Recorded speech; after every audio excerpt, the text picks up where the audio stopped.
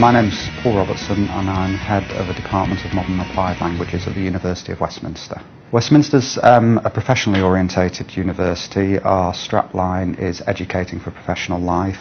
A lot of what we do is orientated towards very specific careers, for example in media, law, psychology, that kind of thing. In languages, we're a very large department. We have around 3,500 students and about 300 staff. The department covers the full range of activities associated with foreign languages. We have specialist courses in conference interpreting, where our students effectively walk out of the course and straight into interpreting booths at the EU or the UN. At the other end of the scale we have some sort of fairly specialist areas of research in foreign cultures, Asian studies in particular. The students we take come in at various entry points. Some are beginners, what we call ab initio learners of the language. Some are intermediate, which means they've got an A-level, which is the secondary school qualification in the UK.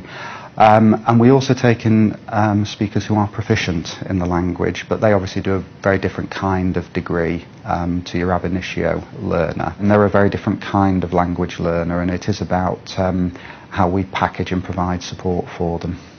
Learning those languages in particular is a little bit like training for a marathon. You've got to go out there, you do the 10 miles twice a week and the long run at the weekend.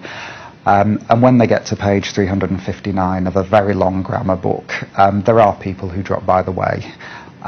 So I think one of the things that I was very aware of is that we did need something that was attractively packaged, easy for the students to use, and for people who are the internet generation, something that they could identify with and relate to very quickly.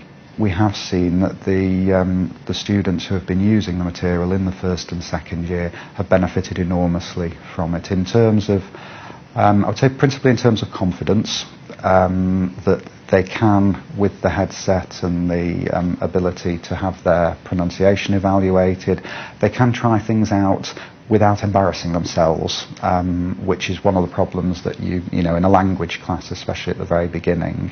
So I think that's been helpful.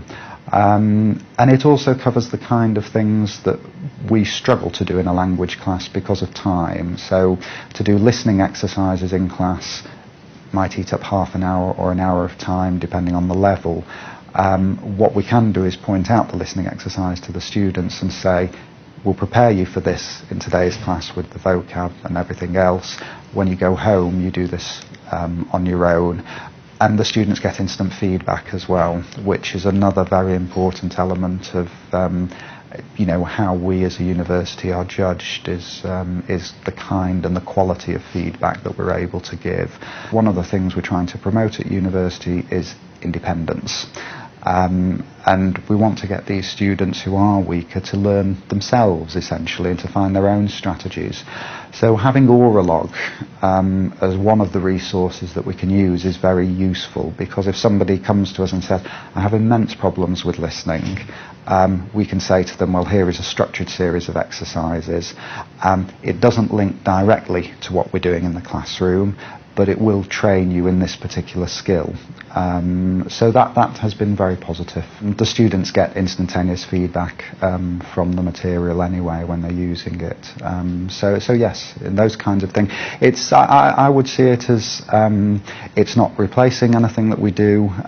It is complementing to it, and it is improving the student experience. It gives us a wider range and also a potential depth to the learning experience that we probably, with our own resources, we would struggle to be able to do it in this kind of way.